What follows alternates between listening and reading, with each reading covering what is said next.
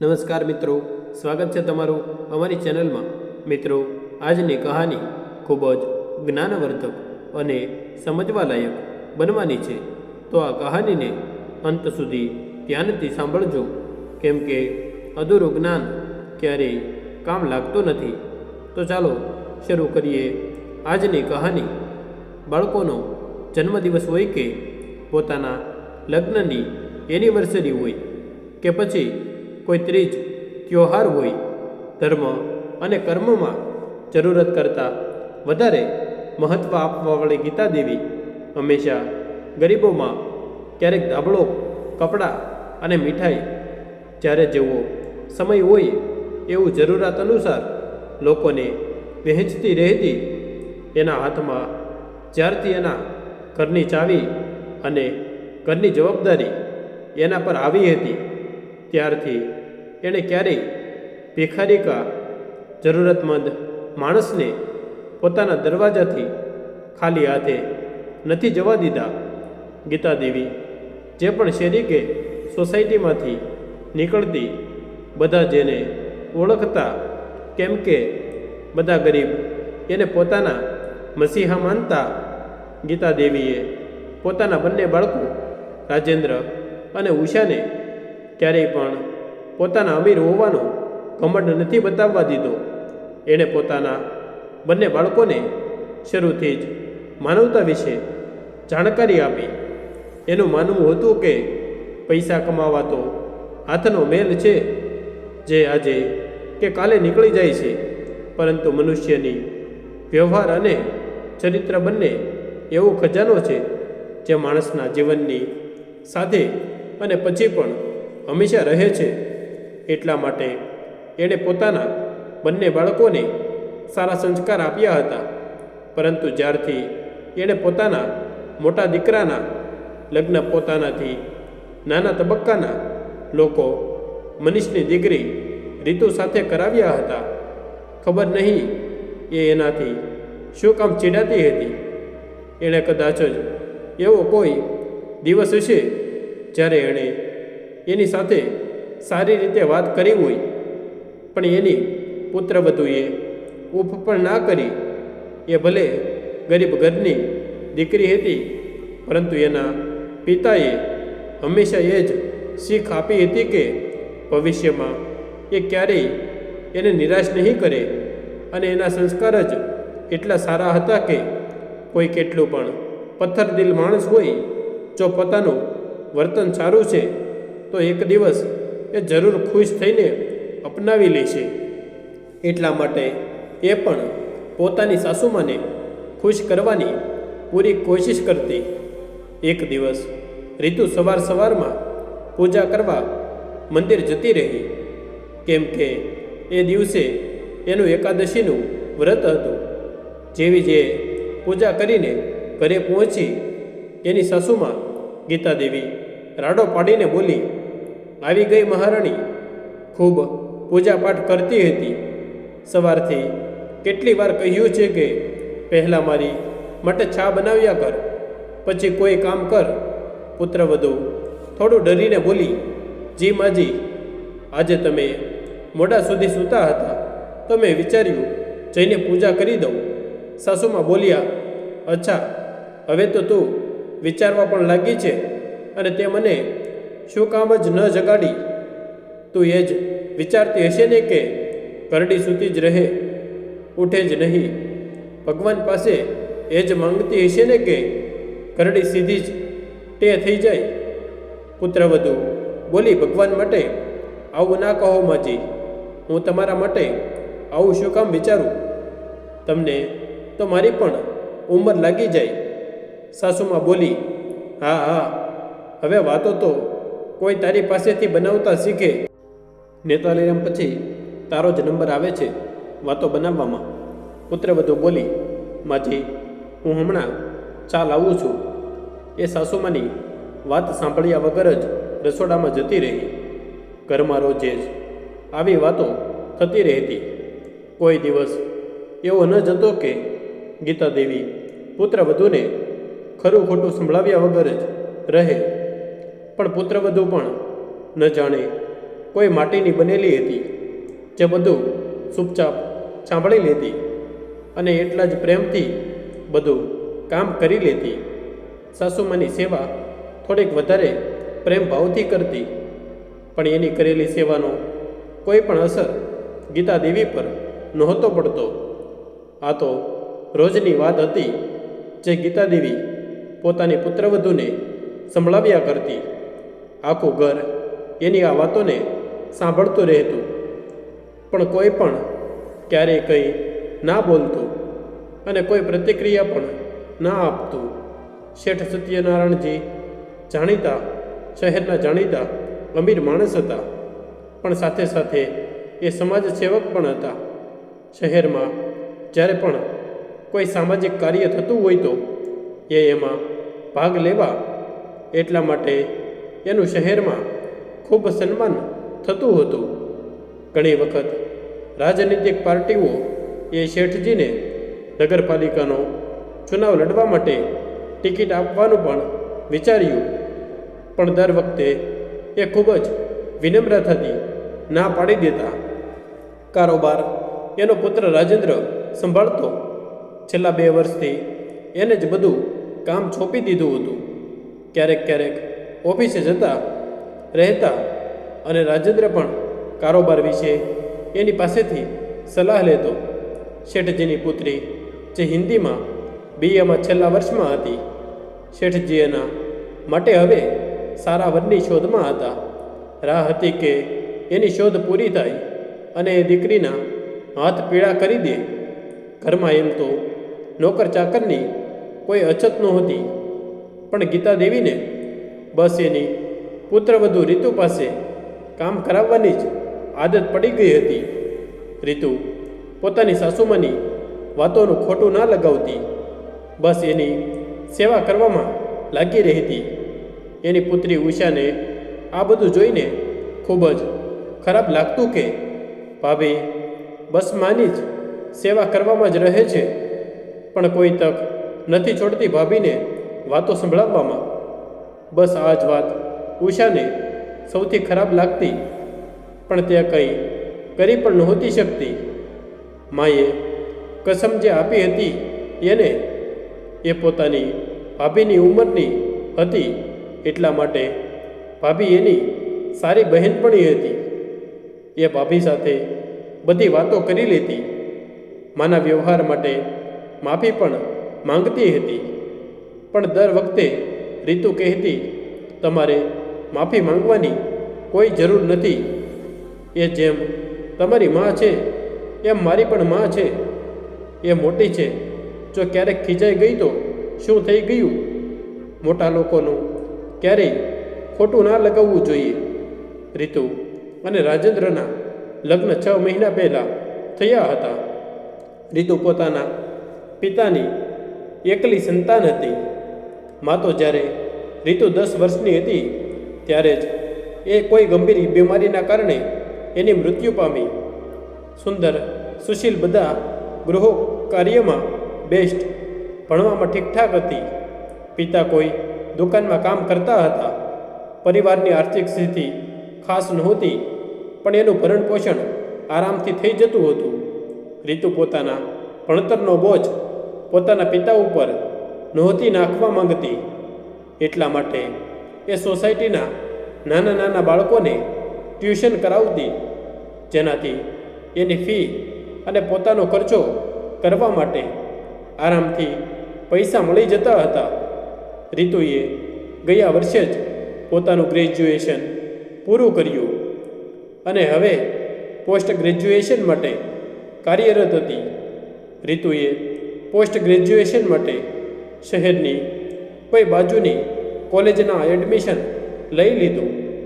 કોલેજમાં સ્વતંત્રતા દિવસનું આયોજન થવાનું હતું, જેમાં રીતુએ ગીત ગાવાની પ્રતિયોગીમાં ભાગ લીધો હતો. એ કાર્યક્રમમાં મુખ્ય અતિથિ માટે શેઠ સત્યનારાયણજીને આમંત્રણ આપ્યું હતું. એની સાથે એની પત્ની ગીતા દેવી અને એની દીકરી ઉષા પણ કાર્યક્રમમાં ગઈ હતી. એ ત્રણેય ત્યાં જ રીતુને જોઈ જ્યારે એ સ્ટેજ પર પોતાનું ગીત રજૂ કરતી હતી. રીતુએ જેવું જ લતા મંગેશકર દ્વારા ગાયેલું સત્યમ શિવમ સુંદરમ ગીત શરૂ કર્યું. બધા શ્રોતાઓ તલ્લીન થઈ ગયા. શેઠજી તો એના મધુર અવાજમાં ખોવાઈ ગયા હતા. ગાયન પ્રતિયોગિતામાં રીતુએ પ્રથમ સ્થાન પ્રાપ્ત કર્યું. જ્યારથી શેઠજી ઘરે આવ્યા ત્યારથી બસ રીતુના જ વખાણ કરતા હતા. રીતુએ કેટલું સરસ ગીત ગાયું. જેટલી એ દેખાવમાં સુંદર છે એટલો જેનો અવાજ મધુર છે. ગળામાં તો સાક્ષાત મા સરસ્વતીનો વાસ છે. ગીતા દેવીએ મજાકમાં કહી દીધું કે એટલી જ પસંદ છે તો પુત્રવધુ બનાવી લ્યો ઘરની. એમ પણ રાજેન્દ્ર માટે છોકરી તો શોધો જ છો. ગીતા દેવીના મોઢામાંથી જેવી જ આ વાત સાંભળી તો શેઠજી પોતાની જગ્યાએથી ઊભા થઈ ગયા અને બોલ્યા, ક્યારેક તું તો સમજદારીવાળી વાત કરી દે છે. તો ગીતા દેવી થોડીક નારાજ થઈ ગઈ. પછી શેઠજી હસતા કહેવા લાગ્યા, અરે હું તો મજાક કરી રહ્યો છું. ભાગ્યવાન તમે તો નિરાશ થઈ ગયા. શેઠજીએ રીતુના કોલેજના પ્રિન્સિપાલને ફોન લગાવ્યો. એણે રીતુનું પૂરું નામ અને એડ્રેસ લીધું. પોતાના અધિકારીને બોલાવ્યા અને રીતુના પરિવાર વિશે ખબર કાઢવા માટે કહ્યું. અધિકારીજી બોલ્યા, એમાં ખબર શું પૂછવાની, હું કહી દઉં છું. એ તો મારા ખૂબ જ સારા મિત્ર છે. પત્નીનું અવસાન થયાના લગભગ 12 વર્ષ થયા છે. ત્યારથી ખાલી ઘરમાં બાપ દીકરી બંને જ રહે છે. એ શેઠ મદનલાલજીના દુકાને લગભગ 25 વર્ષથી કામ કરે છે. મદનલાલજી એને પોતાનું ઘરનું સદસ્ય જ માને છે. રીતુ તો સાક્ષાત દેવીનું જ રૂપ છે. એ જે ઘરમાં જશે એ ઘરને સ્વર્ગ જ બનાવી દેશે. શેઠજીએ ગીતા દેવીને પોતાના મનની વાત કહી કે એ રીતુને પોતાના ઘરની પુત્રવધુ બનાવવા માંગે છે. ત્યાં ઊભેલી એની દીકરી ઉષા એ જેવી જ એના પિતાજીની વાત સાંભળી તો પોતાના પિતાને ગળે લગાવીને કહે છે કે પિતાજી, મેં તો જ્યારથી એને જોઈ છે ત્યારથી બસ ભગવાન પાસે એ જ પ્રાર્થના કરતી હતી કે આજ મારી ભાભી બને. ગીતા દેવીએ કહ્યું, એ બધું તો ઠીક છે છોકરી, મને પણ પસંદ છે. પણ આપણી અને એના આર્થિક અને સામાજિક પરિસ્થિતિમાં ખૂબ અંતર છે. મા વગરની છોકરી છે તો શું એ આપણા ઘરને નિભાવી શકશે? શેઠજીએ કહ્યું, શું કામ નહીં નિભાવી શકે? ધીરે ધીરે બધું શીખી લેશે. ગીતા દેવીએ શરત રાખી કે રાજેન્દ્રના લગ્ન પછી હું કંઈ પણ કહું, કોઈ મને કોઈ પણ પ્રકારનો પ્રશ્ન નહીં કરે અને કોઈ મારું કોઈ પણ કાર્યમાં આપત્તિ નહીં પ્રકટ કરે. તમારે ત્રણેયને મારી કસમ ખાવી પડશે. જો કોઈએ પણ મારી કસમ તોડી તો એ જ સમયે રીતુને આ ઘરેથી જવું પડશે. શેઠજી અને ઉષા તો ખાલી રીતુને આ ઘરની પુત્રવધુ બનાવવા માંગતા હતા. બંનેએ વિચાર્યા વગર જ હા કહી દીધી. ભવિષ્યની ચિંતા કર્યા વગર. કેમ ગીતા દેવીએ આ કસમ આપી અને શરત આપી હતી, પણ શેઠજીને એનાથી કોઈ ફરક ન પડ્યો. એને તો ખાલી એ વાતથી જ ખુશી હતી કે રીતુ જેવી સુશીલ છોકરી એના ઘરમાં પુત્રવધુ બનવા જઈ રહી છે. રાજેન્દ્રને જ્યારે આ બધી વાતો વિશે પૂછ્યું તો એણે કહ્યું કે પિતાજીને છોકરી પસંદ છે તો એને માની કસમ અને શરત માટે કોઈ પરેશાની નથી. તો મને કોઈ સમસ્યા નથી. હું લગ્ન માટે તૈયાર છું.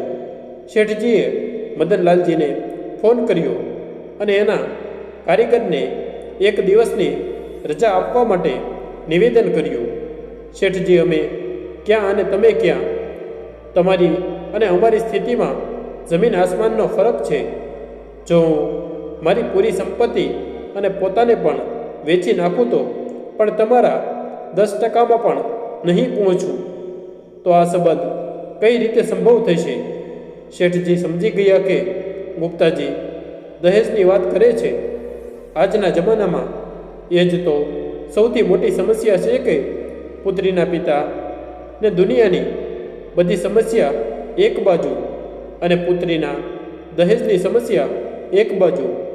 આજનો સમાજ કેટલો પણ આગળ વધી જાય, કેટલો મોર્ડન, કેટલો ડિજિટલ ભલે થઈ ગયો હોય, પણ આ દહેજ રૂપી રાક્ષસ હંમેશા પોતાનું મોઢું ખોલીને દીકરીના બાપ સામે હંમેશા ઊભો હોય છે.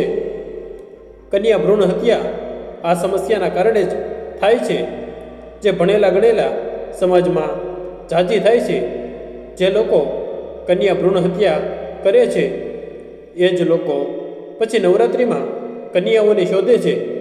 શેઠજીએ કહ્યું, ગુપ્તાજી, કોઈ પિતા જ્યારે પોતાની દીકરીનું કન્યાદાન કરે છે તો એની પાસેથી બીજું કંઈ માંગવું વ્યર્થ છે, કેમ કે એ પોતાની જીવનભરની પૂંજી, પોતાનું ગર્વ, પોતાનું અભિમાન, પોતાની લાડલી, પોતાના કાળજાના ટુકડાને છોકરાવાળાને સોંપી દે છે. આ દાન આગળ ભૌતિક સુખ સુવિધાવાળી બધી વસ્તુઓ તુચ્છ છે. અમારે ખાલી તમારી છોકરી જોઈએ છે, બીજું કંઈ નથી જોઈતું. આ બધું સાંભળતા જ ગુપ્તાજીની આંખોમાં આંસુ આવી ગયા. એ કહેવા લાગ્યા, જ્યારથી રીતુ લગ્ન લાયક થઈ છે ત્યારથી મને એના લગ્નની ચિંતા રોજે થાય છે અને હું એ વિચારતો હતો કે હે ભગવાન, આ મા વગરની બાળકી માટે કયું ઘર સારું હશે, કેમ કે મારી હેસિયત તો ઝાઝી નથી. તો શું કોઈ સારું ઘર મારી છોકરીને મળશે? આના મા ગયા પછી મેં જ એને મા અને બાપ બંનેનો પ્રેમ આપવાની કોશિશ કરી છે, પણ મા તો મા હોય છે. માની જગ્યા કોઈ પણ નથી લઈ શકતું. શેઠજી, તમે તો જાણો છો કે આજના સમાજમાં દહેજના નામ પર કેવી કેવી વાતો સાંભળવા મળે છે. મારું તો હૃદય કંપી જાય છે જ્યારે એવી હૃદય ફાડી દે એવી ઘટનાઓ સાંભળું છું. શેઠજી, જો દર છોકરાનો પિતા તમારા સમાન વિચારે તો દીકરીઓ પોતાના પરિવાર પર બોજ નહીં બને. દર પરિવાર એને માથાનું તાજ સમજવા લાગશે. ગુપ્તાજીની વાત સાંભળીને શેઠજીએ કહ્યું કે તમે બિલકુલ ચિંતા ના કરો. તમારી દીકરી ઘરેથી બીજા ઘરમાં જઈ રહી છે. હવે તમે કહો, તમને આ સંબંધ મંજૂર છે? ગુપ્તાજીએ કહ્યું, શેઠજી, જો નારાયણ પોતે કોઈની પાસે કંઈ માંગવા આવે અને એ માણસ એટલો સક્ષમ છે કે એ નારાયણની ઈચ્છા પૂરી કરી શકે છે તો એ શું કામ ના પાડશે? આ સંબંધ મને સ્વીકાર છે. શેઠજીએ ગુપ્તાજીને કહ્યું કે હવે અમે અમારી પુત્રવધૂને મળવા માંગીએ છીએ. તો મદનલાલજીની પત્ની રીતુને લઈ આવી. શેઠજી, ગીતાદેવી અને ઉષા તો પહેલેથી જ એને જોઈ લીધી હતી, પણ આજે રીતુ હલકા ગુલાબી રંગની સાડીમાં વધારે સુંદર લાગતી હતી. આજે પહેલીવાર રાજેન્દ્રએ એને જોઈ હતી. એ તો એણે પાપણ ફરકાવ્યા વગર જોતો જ રહ્યો. જ્યારે એને ધીરેથી કોણી વાગી તો એ બીજી તરફ જોવા લાગ્યો. સંબંધને પાકો કરવા માટે ગીતાદેવીએ શગુનમાં સોનાના પાટલા રીતુના હાથમાં પહેરાવ્યા. રીતુ જેવી જ એના પગે લાગવા નમી તો ગીતાદેવીએ એને ગળે લગાવી લીધી.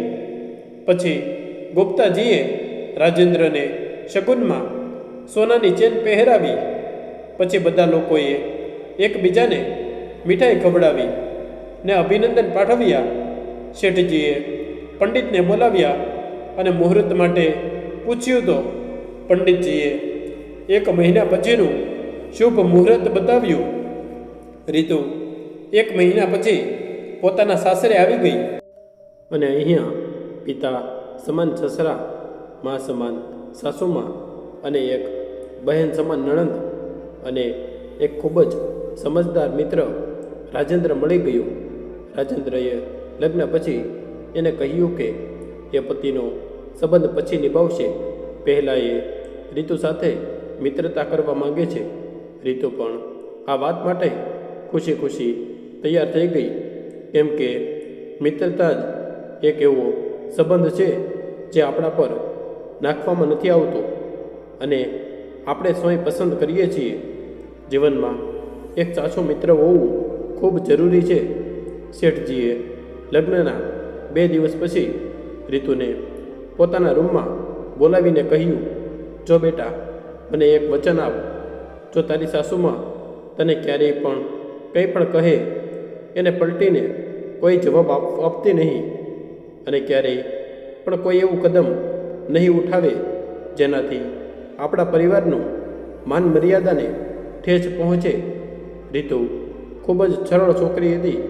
એ જાણતી હતી કે જો કોઈ કરડા કોઈ વાત કહે છે કે સમજાવે છે તો એનાથી આપણું ભલું જ થાય છે, કેમ કે એને આપણા કરતાં વધારે અનુભવ હોય છે. શિક્ષા માણસને બુદ્ધિમાન બનાવે છે, પરંતુ અનુભવ માણસને સમજદાર બનાવે છે. એટલા માટે એણે સસરાજીને કહ્યું, પિતાજી, તમે મારી પાસે આ વચન ના લ્યો તો પણ હું આ માનું હંમેશા સન્માન કરીશ, પણ તમારી સંતુષ્ટિ માટે હું તમને વચન આપું છું કે કંઈ પણ થઈ જાય, હું માજી સાથે ક્યારેય પણ ઊંચા અવાજમાં વાત નહીં કરું. હંમેશા આ ઘરની માન મર્યાદા બનાવી રાખીશ. તમારા માન સન્માનમાં ક્યારેય પણ મારા કારણે આંચ નહીં આવે. થોડીક વાર રૂકીને રીતુએ કહ્યું, પિતાજી, બાળપણમાં જ મારી મા મને છોડીને જતી રહી હતી. હવે એટલા વર્ષો પછી મને ભગવાને ફરીવાર મા આપી છે, તો હું એને દુઃખ પહોંચાડવાનું હું એને ક્યારેય સપનામાં પણ નથી વિચારી શકતી. આટલું સાંભળતા જ શેઠજીએ રીતુના માથા પર પ્રેમભર્યા હાથ રાખ્યો અને કહ્યું, બેટા, કદાચ મેં ગયા જન્મમાં કોઈ પુણ્યનું કામ કર્યું હશે, એટલે જ મને તારા જેવી પુત્રવધુ મળી. હંમેશા ખુશ રહો બેટા.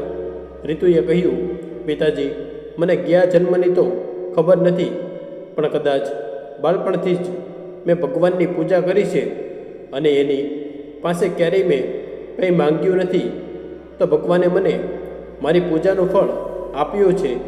આ પરિવારના રૂપમાં તમે લોકોએ મને પુત્રવધુના રૂપમાં સ્વીકારી, એ જ મારી માટે સૌભાગ્યની વાત છે કે મને તમારી જેવા ધર્માત્માની સેવા કરવાનો મોકો મળ્યો. શેઠજી રીતુની વાત સાંભળીને હસવા લાગ્યા. હવે જાઓ, તમારું કામ કરો અને મારા માટે ચા મોકલાવજો. જે હમણાં મોકલાવું. આટલું કહીને રીતુ રૂમની બહાર નીકળી ગઈ. લગ્નના અઠવાડિયામાં બધા મહેમાનો પોતપોતાના ઘરે જતા રહ્યા. હવે ખાલી ઘરમાં નોકર અને ઘરના સદસ્યો જ વધ્યા હતા. ગીતાદેવી હર વાત માટે રીતુને જ બોલાવતી હતી અને એને આવવામાં થોડો પણ સમય લાગી જાય તો એને ખૂબ ખરું ખોટું સંભળાવતી. આ બધું જોઈને પરિવારવાળા કંઈ બોલી નહોતા શકતા, કેમ કે એને ગીતાદેવીની શરત અને કસમ યાદ આવી જતી. એક દિવસ શેઠજીની બહેન, એ જે શહેરમાં રહેતી હતી, એના ઘરે સત્યનારાયણની કથા થવાની હતી. શેઠના ઘરમાં બધાને બોલાવ્યા હતા.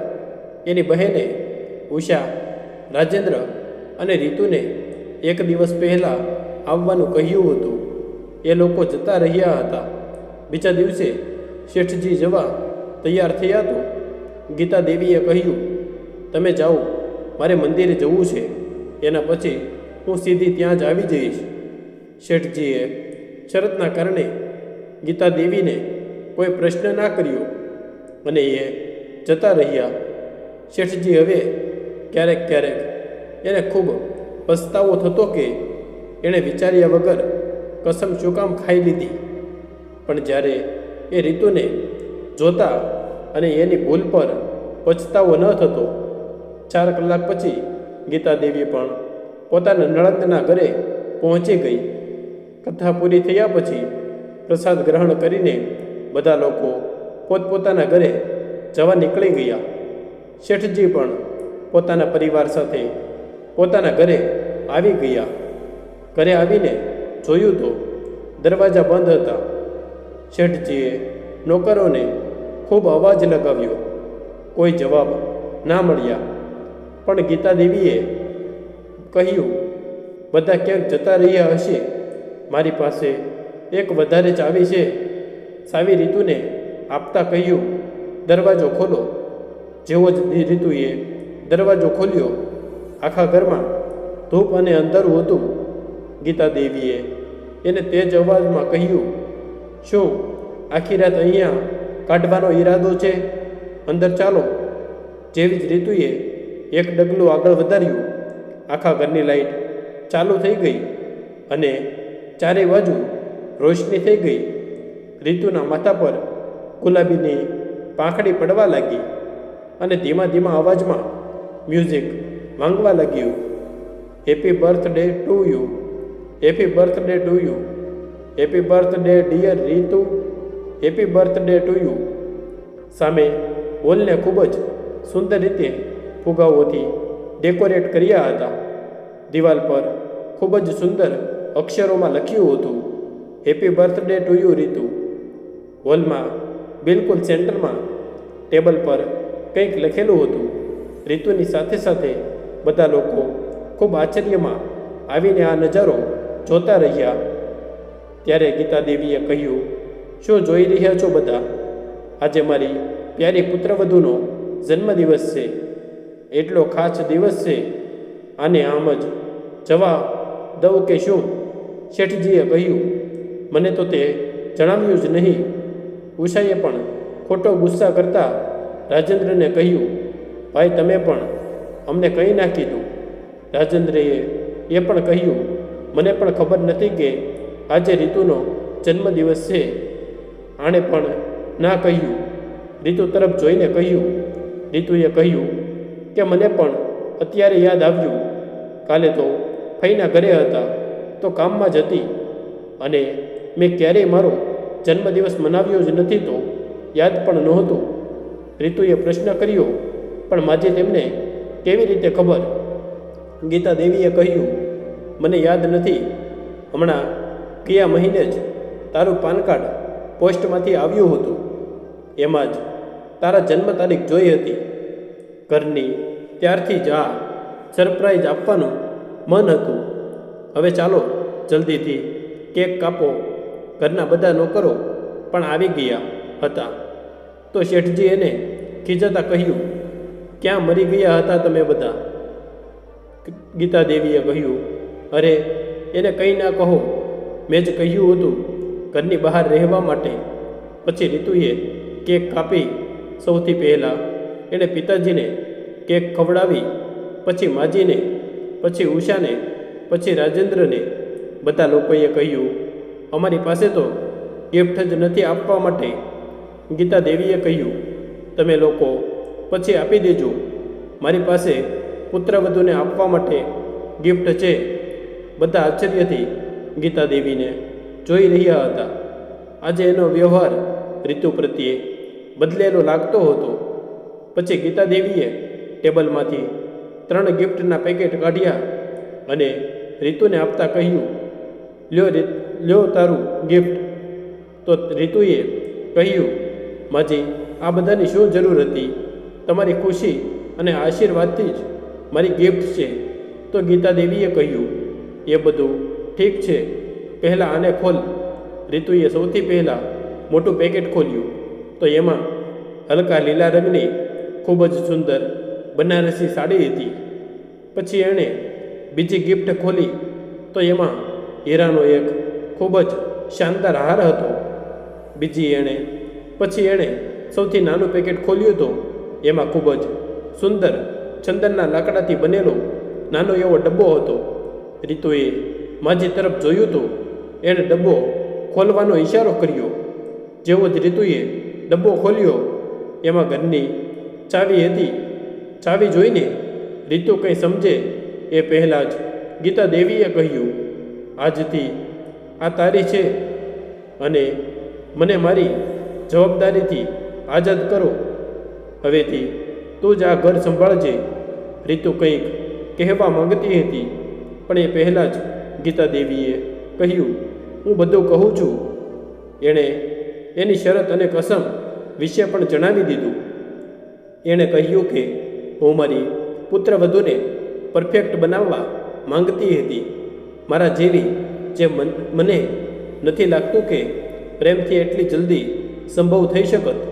જો હું તને પ્રેમ કરત તો મારામાં પોતાની માને શોધત. જો આવું થાત તો હું જે ઈચ્છતી હતી એ થવું સંભવ હતું. એટલા માટે મારે થોડા સમય માટે કઠોર બનવું પડ્યું. પણ હું નહોતી ઈચ્છતી કે હું તને ખીજાવું. જ્યારે જ્યારે તને ખીજાતી મને ખૂબ જ તકલીફ થતી અને લગ્નના 2 દિવસ પછી મેં તરત જ શેઠજીને કહ્યું હતું કે એ તારી પાસેથી એ વચન લઈ લે. અને તે એ વચન આપ્યું ત્યારે મને વિશ્વાસ થઈ ગયો કે તું જલ્દી જ બધું કામ સંભાળી લઈશ. પણ એટલી જલ્દી આ તો મને પણ નહોતું લાગતું. આજે મને પૂરો વિશ્વાસ થઈ ગયો છે કે મારા પરિવારના માન સન્માનની રક્ષા તું સારી રીતે કરીશ.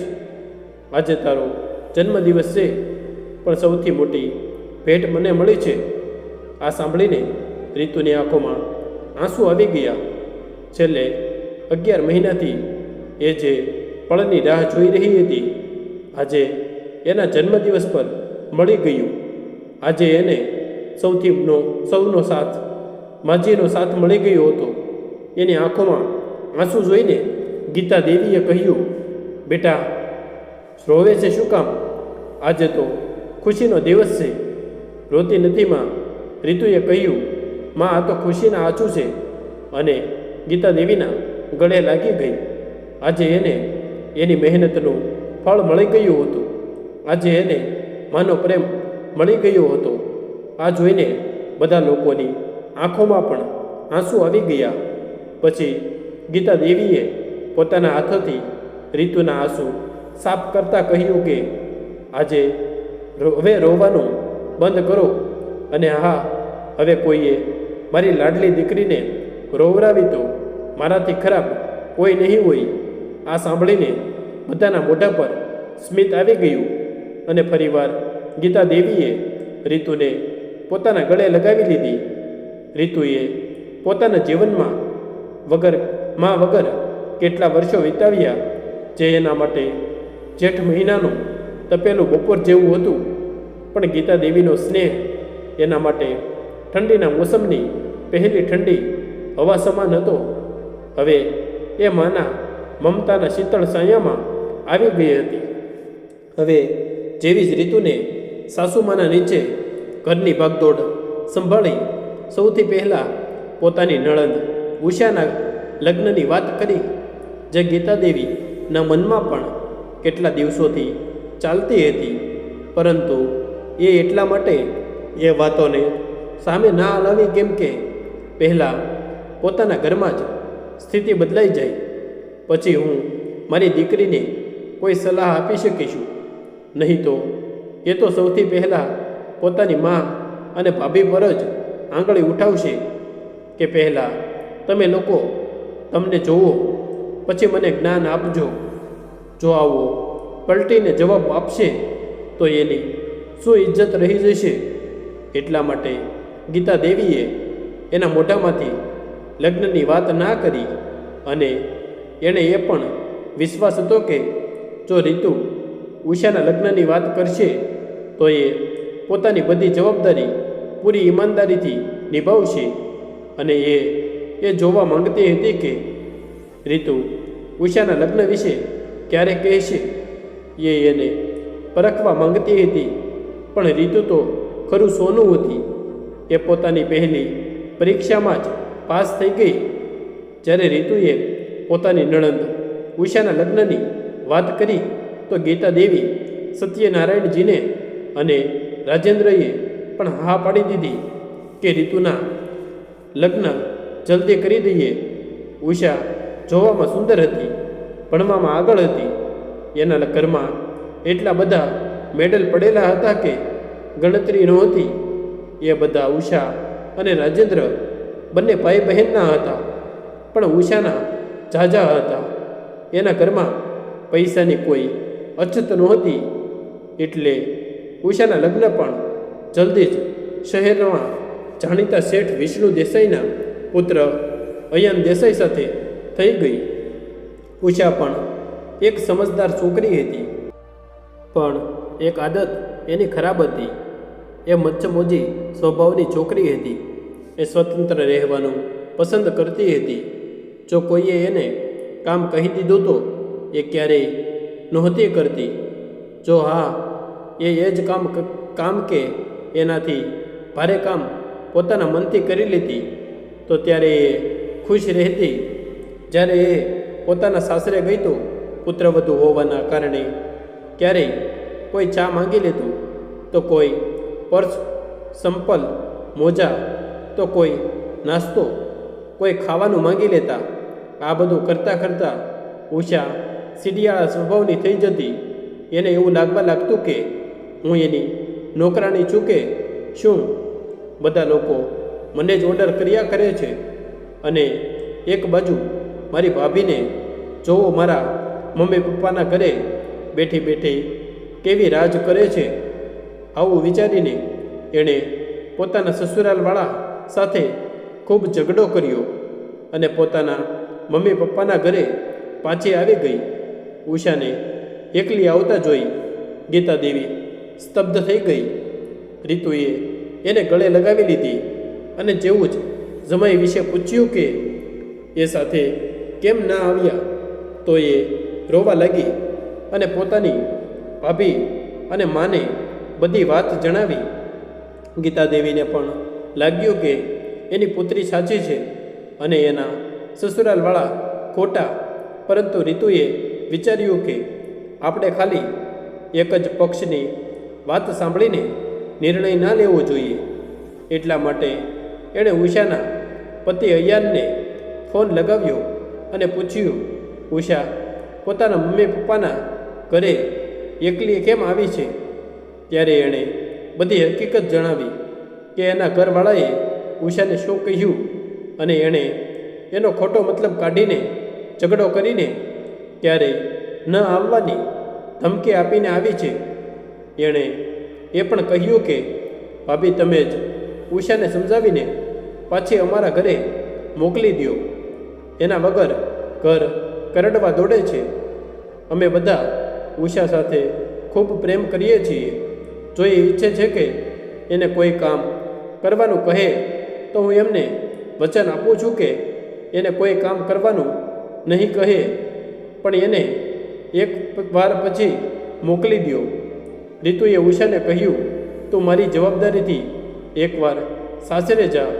જો એણે ફરીવાર એવો વ્યવહાર કર્યો તો હું તને વચન આપું છું કે હું તને બીજી વાર ત્યાં જવા માટે નહીં કહું. એણે વિચાર્યું, ચાલો ભાભીની વાત માની લઈએ. આ વખતે ઉષા જેવી જ એના સાસરે ગઈ. કોઈએ એને કંઈ ના કહ્યું. બધા લોકો પોતપોતાનું કામ કરવા લાગ્યા. એની સાસુમાએ બધા માટે રસોઈ બનાવી, બધાને જમાડ્યા. અયાને વાસણ સાફ કરી દીધા, કેમ કે અયાનની માં કોઠણની પીડાને કારણે ઝાઝા સમય માટે ઊભી નહોતી રહી શકતી. અયાન બધાના નાહ્યા પછી વોશિંગ મશીનમાં કપડાં પણ પોતે નાખી દેતો અને માં સૂકવી દેતી. અહીંયા સુધી ઉષા માટે ખાવાનું પણ અયાન એના રૂમમાં લઈ જઈને આપી દેતો, પણ એને કોઈ કામ કરવા માટે ના કહેતું.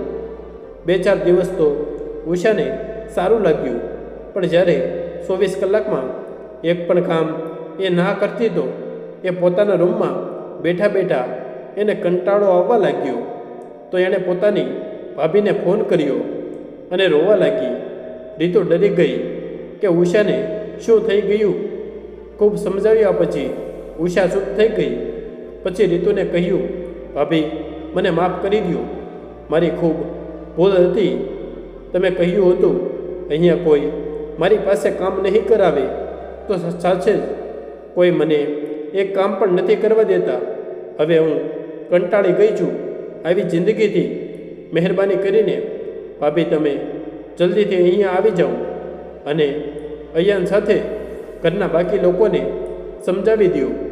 નહીં તો હું આ ઘૂંટણભરી જિંદગીમાં જાજો ટાઈમ જીવતી નહીં રહું. ઉષાની વાત સાંભળીને રીતુ ડરી ગઈ. રીતુએ કહ્યું, ઉષા, તું મારી નાની બહેન સમાન છે. હું કાલે જ તારા ભાઈ સાથે આવું છું. ત્યાં સુધી તું શાંત રહે. અને ફોન કાપી નાખ્યો. પછી એણે સૌથી પહેલાં અય્યરને ફોન લગાવ્યો અને બધી વાતો કહી અને કહ્યું કે ઉષાને પોતાની ભૂલનો અહેસાસ થઈ ગયો છે, એટલા માટે તમે લોકો પણ એને માફ કરીને પોતાની પુત્રવધૂના રૂપમાં અપનાવી લ્યો. અમે લોકો કાલે આવીએ છીએ. ત્યાં સુધીમાં તમે લોકો પણ પોતાના ઘરવાળાને સમજાવી દો. અયાન બોલ્યો, સારું ભાભી. પછી રીતુએ બધી વાત પોતાના પતિ અને સાસુ સસરાને કહી દીધી. ત્યારે ગીતાદેવીએ કહ્યું, જોઈ મારી પરવરિશનું પરિણામ. જો મેં તને પણ મા બનીને અપનાવી હોત તો કદાચ એટલી જલ્દી તારામાં આટલી સમજણ ના આવી હોત. હું તો દિવસ રાત પોતાની દીકરી વિશે વિચારીને આંસુ વહાવતી હતી અને તે ચૂટકીમાં એનો ઉપાય પણ શોધી કાઢ્યો. વાહ મારી શેરની, તે મારું મીઠું ખાઈને વફાદારી કરી છે. ગર્વ છે મને તારી મારી પુત્રવધુ પર, જે દીકરીથી પણ વધીને પોતાના ઘરની ઇજ્જતને જાળવી રાખી. બીજા દિવસે જ્યારે રીતુ અને રાજેન્દ્ર ઉષાના સાસરે પહોંચ્યા તો ચૂપચાપ ઊભા જોઈ રહ્યા હતા. બધું નોર્મલ ચાલતું હતું. બધા લોકો હસી ખુશી એકબીજા સાથે મળીને ઘરનું કામ કરતા હતા. અયાન અને ઉષાએ મળીને બધાના માટે રસોઈ બનાવી હતી અને ઉષા પોતાની સાસુમાને ખીજાતી હતી, ખબરદાર મમ્મીજી, હવે મારા કહેતા તમે ઘરના કામ કરવાની કોશિશ કરી તો હવે તમારા પૌત્ર પૌત્રીને ખવડાવવાના અને આરામથી બેસીને ઓર્ડર કરવાના દિવસો છે. ત્યારે બધા લોકો જોરથી હસવા લાગ્યા. તે સમયે રાજેન્દ્ર અને રીતુ પણ બોલ્યા, આ ચમત્કાર કેવી રીતે થઈ ગયો? ઉષા શરમના કારણે છુપાઈ ગઈ. અયાને જણાવ્યું. જેવો એ ઘરે પહોંચ્યો, ઉષા પોતાની સાસુમાના પગ પકડીને માફી માંગતી હતી. મેં પૂછ્યું, એવું શું થઈ ગયું જે તું આવું કરે છે? તો એણે જણાવ્યું કે કાલે ભાઈ અને ભાભી આવવાના છે. એના આવવાના પહેલાં હું મારા સસુરાલને ઘર બનાવવા માંગુ છું.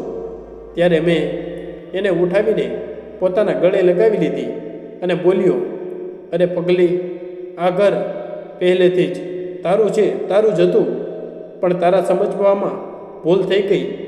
ત્યારથી બધું સારું થઈ ગયું અને બધા લોકો ફરીવાર એકતા સાથે રહેવા લાગ્યા. અને આ બધું ખાલી તમારા વિચારોને કારણે જ થયું છે ભાભી. જો તમે તે દિવસે ફોન ના કર્યો હોત ભાભી, તો અમારી ગૃહસ્થી પહેલાં જ ઉખડી જાત. જ્યારે ગીતાદેવીએ સાંભળ્યું કે એની દીકરીની ગૃહસ્થી પાછી પહેલાં જેવી થઈ ગઈ છે, તો એને પોતાની પુત્રવધૂની ચતુરાઈ પર ગર્વ થતું હતું. હવે એના ઘરે જે પણ આવતા બધાની સામે પોતાની પુત્રવધૂના ગુણગાન ગાતી. તો મિત્રો, તમને અમારી આજની કહાની કેવી લાગી? જો પસંદ આવી હોય તો વિડીયોને લાઈક કરી દેજો અને સગા સંબંધી સાથે શેર કરી દેજો તથા કોમેન્ટ બોક્સમાં જય શ્રી કૃષ્ણ લખી દેજો. અને ચેનલને સબસ્ક્રાઈબ ના કરી હોય તો ચેનલને અત્યારે જ સબસ્ક્રાઈબ કરી દેજો. જય શ્રી કૃષ્ણ. ધન્યવાદ.